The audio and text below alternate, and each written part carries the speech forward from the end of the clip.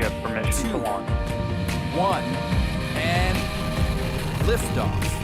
Liftoff of the United Launch Alliance Atlas V rocket. Mach 1, execute, and we have an indication of spacecraft separation.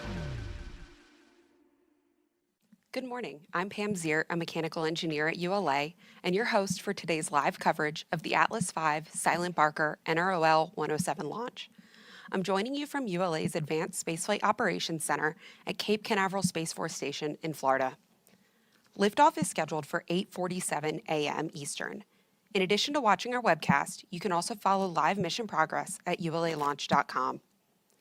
The count is currently in a 30-minute planned hold. We have 2 planned holds in our 7.5-hour launch count, which give our team additional time to resolve any issues prior to entering the terminal count. At this time, the team is not working any issues, and we're proceeding towards an on-time liftoff. At the request of our customer, we'll end today's live coverage following payload fairing jettison. Before we continue, let's check in on today's weather. The Space Launch Delta 45 forecast for this morning's launch is looking good. Let's take a look at the numbers. The probability of violating launch constraints is 5%. Ground winds are 4 to 8 knots out of the south, and the temperature is 81 degrees Fahrenheit. The primary concern for launch is the cumulus cloud rule. Today's launch is a joint National Reconnaissance Office and U.S. Space Force mission to improve space domain awareness. This mission meets Department of Defense and intelligence community space protection needs by providing the capability to search, detect, and track objects from a space-based sensor for timely custody and event detection. SILENTBARKER NROL-107 will strengthen the NRO's ability to provide a wide range of timely intelligence information to national decision-makers, warfighters, and intelligence analysts to protect the nation's vital interests and support humanitarian efforts worldwide. ULA is using an Atlas V 551 rocket to launch SILENTBARKER. Built in ULA's production facilities in Decatur, Alabama, and Harlingen, Texas, this is the 98th Atlas V launch and ULA's 157th mission. Let's learn more about this rocket, which has been used to launch so many critical payloads.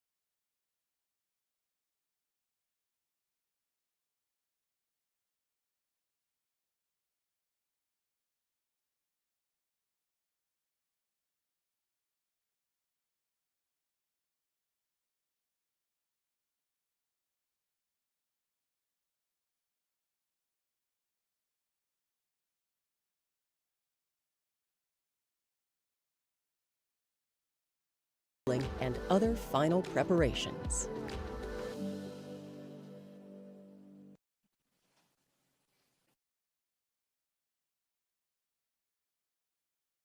ULA's Atlas V will head southeast from Space Launch Complex 41. Here's a look at today's ascent.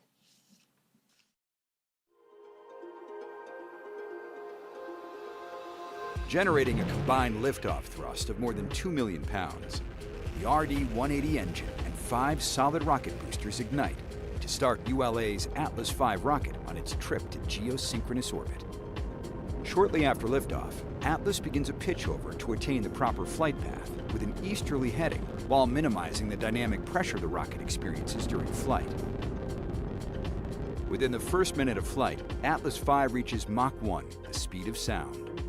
Within the next 2 minutes of first stage flight, the Atlas V rocket will quadruple its velocity, following jettison of the 5 GEM 63 solid rocket boosters.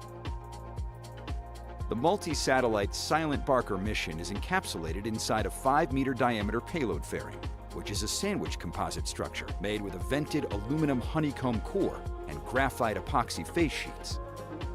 Once the rocket has climbed above the densest part of Earth's atmosphere, the payload fairing is jettisoned, and the mission continues to its final destination, where it will improve space situational awareness.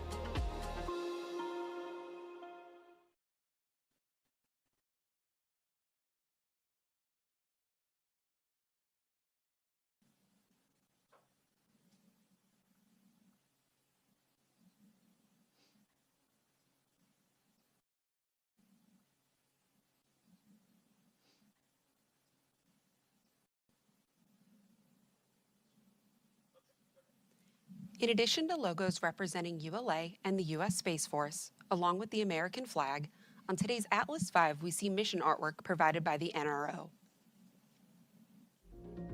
The artwork on the payload fairing features a fox, representing the cunning of the intelligence community and the Department of Defense that gives our warfighters the edge against America's adversaries. Above the fox, we see the moon and stars, showing the commitment to always being on guard to protect American interests and freedom.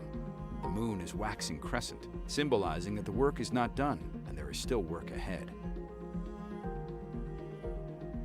The rocket also includes dedications to teammates who are no longer with us. Let's remember our ULA teammates. Willie Miller served as the Titan Centaur chief engineer for many years, and in 2003, following the final Titan flight, became the Atlas chief engineer. Willie's technical leadership significantly contributed to the Atlas V program's success. Willie was responsible for airborne and ground hardware performance, software technical performance, mission-unique design, analysis, and performance margins. He was responsible for the evolutionary improvements to the Atlas product line and provided technical leadership for all anomaly investigations and troubleshooting to ensure consistent engineering processes and standards were applied. Willie exemplified and promoted ethical behavior and personal integrity. He is greatly missed. Estill Morgan joined the then McDonnell Douglas Delta II program in 1989 at the Cape's Space Launch Complex 17 as a certified welder and fabricator. He supported quick response projects in the flight hardware building, including ordnance installation, and supported many pad modifications to accommodate the Delta III program. In 2003, Estill joined the Delta IV team in the machine shop, supporting fabrication of ground support equipment. As the lead technician, he improved the technology it employed, enhancing capability and capacity, while leading 12 machinists, welders, and fabricators, and enjoying every day doing what he loved. Estill was a loving father, husband, son, and friend, as well as a respected and accomplished softball coach within the community. He will be missed for years to come.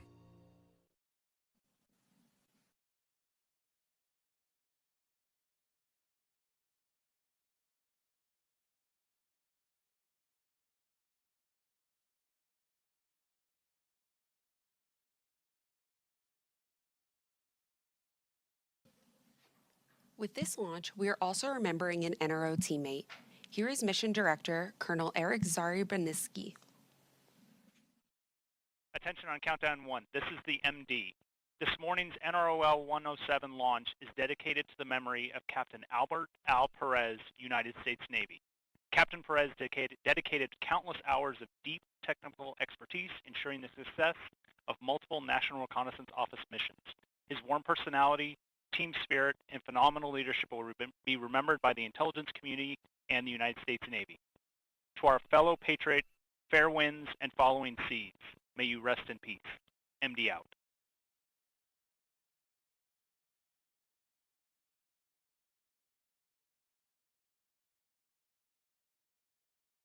ULA is proud to have launched nearly 100 missions in support of national security. Let's hear more about ULA's commitment to defending our nation. Before I joined United Launch Alliance, I was in the Air Force for 28 years. The majority of that time was in the rocket business. My last assignment was the director of the Office of Space Launch at the National Reconnaissance Office. So this mission today means a lot to me. The importance of the satellites that ULA puts up for this nation cannot be overstated. It provides the eyes and ears, the communications links, the navigation that enables our men and women to come home safely. Therefore, a launch provider has to be 100% reliable. And that has to be a culture. It's not just a day of launch philosophy or how you handle an anomaly. You know from the moment you walk in the door of your first day what the most important thing is. And ULA is not satisfied until our customer has had a successful spacecraft separation. ULA has a rich heritage of supporting national security space launch. We have had 97 successful launches supporting the defense community. We look forward to taking the best of Atlas and Delta, combining them in the processes, procedures, and hardware on the Vulcan vehicle to continue to support the national security space community going into the future. From processes like vertical integration on the ground to complex missions from LEO all the way to GEO. ULA is not afraid to take on the hard missions because that's what our nation depends on us to do. ULA is proud to be the launch provider for vital national security missions.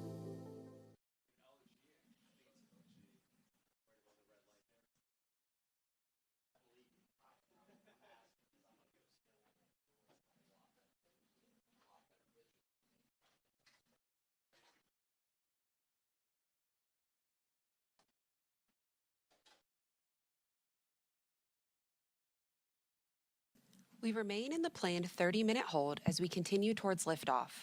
In a few moments, launch conductor Dylan Rice will pull the launch team for the final go to pick up the count.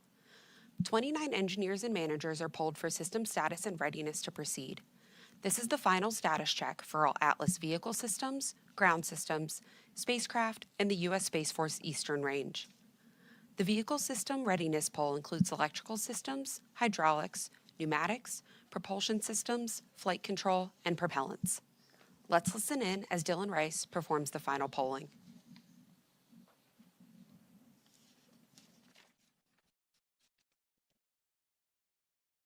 Minus 7 minutes. Status check to proceed with terminal count. Atlas systems. Propulsion. Go. Hydraulics. Go. Pneumatics. Go. LO2. Go. Water. Go. Centaur systems. Propulsion. Go.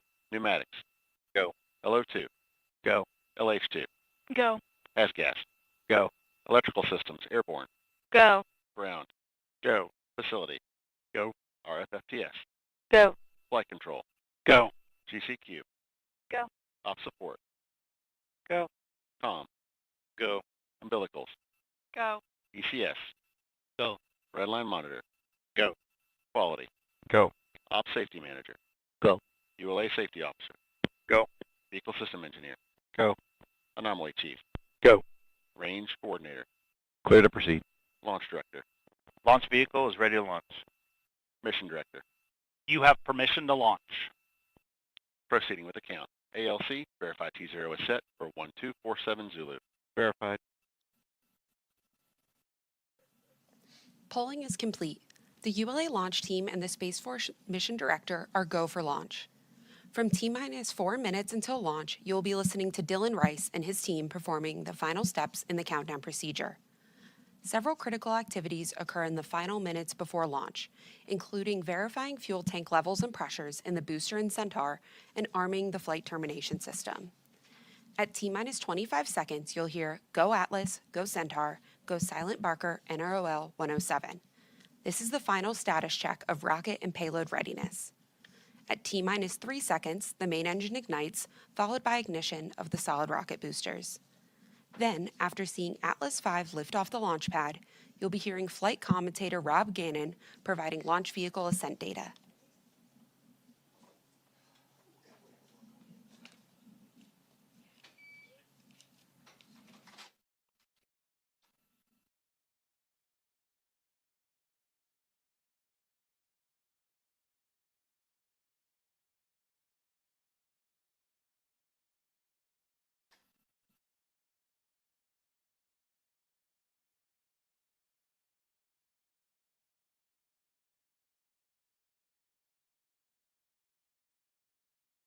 L minus 4 minutes, 30 seconds.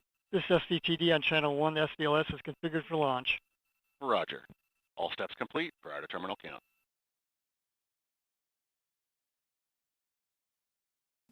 This is Atlas Mission Control at T minus 4 minutes and holding. We anticipate releasing the hold in just a few moments. On my mark, the time will be T minus 4 minutes and counting. 3, 2, 1, mark. 3:55. The countdown clock has resumed and we are go for launch at 8:47 a.m. Eastern. With liftoff approaching, we're going to raise the volume on our launch team so you can hear the final preps taking place.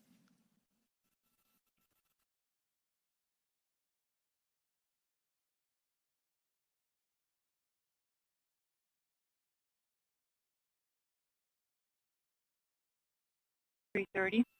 Atlas hydraulics at flight pressure.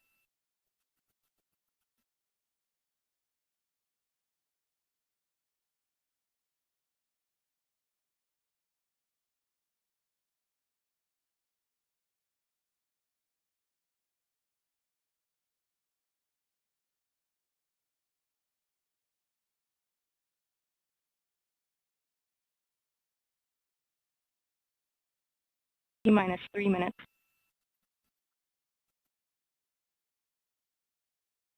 Pressurizing Atlas tanks. Securing LO2 topping. 250. FTS internal.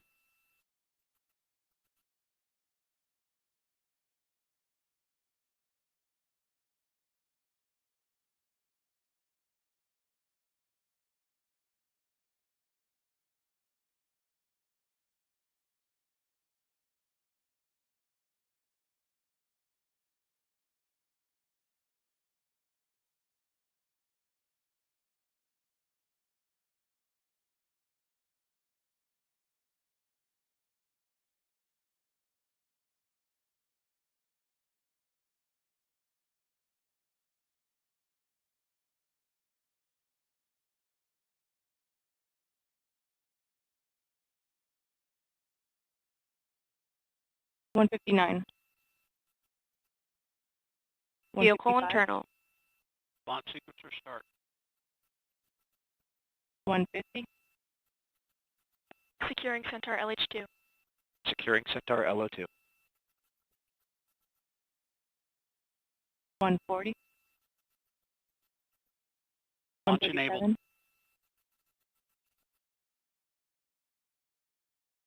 T minus 90 seconds. The launch vehicle, payload, ground systems, and eastern range are go for launch.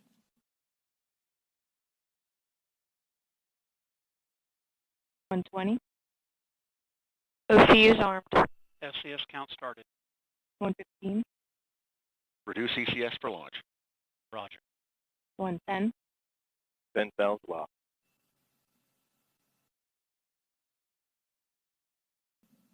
T minus 1 minute. T minus 1 minute. Range green.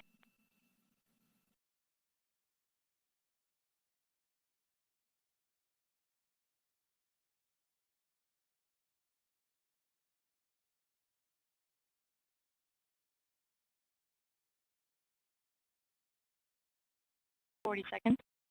Stable at step 3.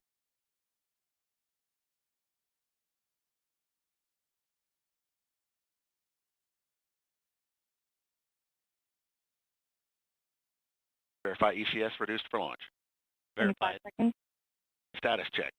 Go Atlas. Go Centaur. Go SILENTBARKER, NROL-107.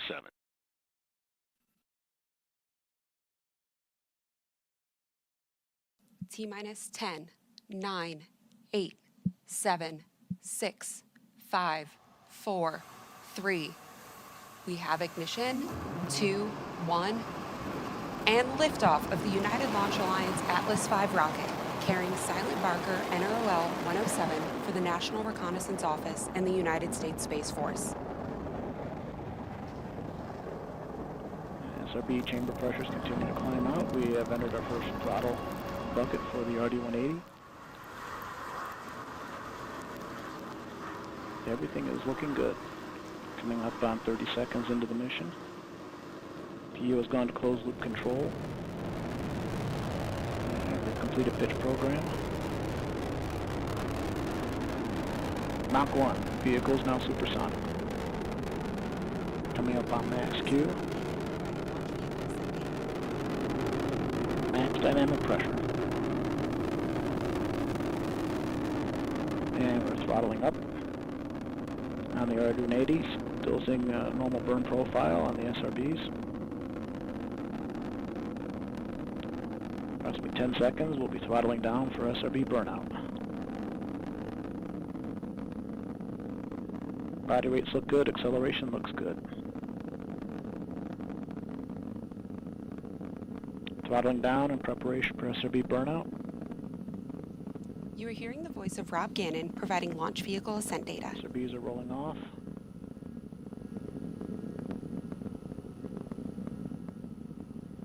And we have burnout. All 5 SRBs are rolling off, approaching 0. RD-180 continues to operate normally.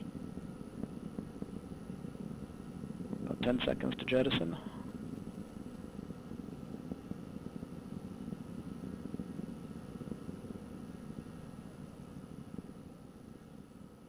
RD-180 continues to operate normally.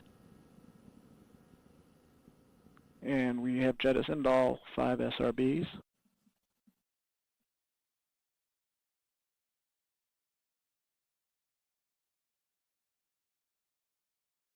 And the vehicle is now in closed loop guidance, as expected. RD-180 continues to operate normally, executing the throttle profile as expected.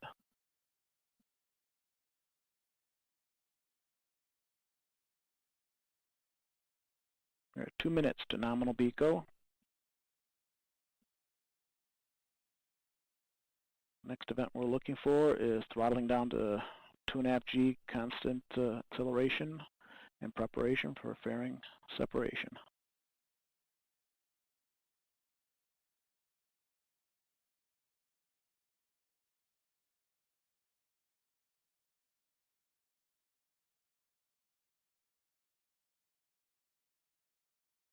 We fired the pyro valves, activating the reaction control system on the second stage. Coming up on fairing jettison.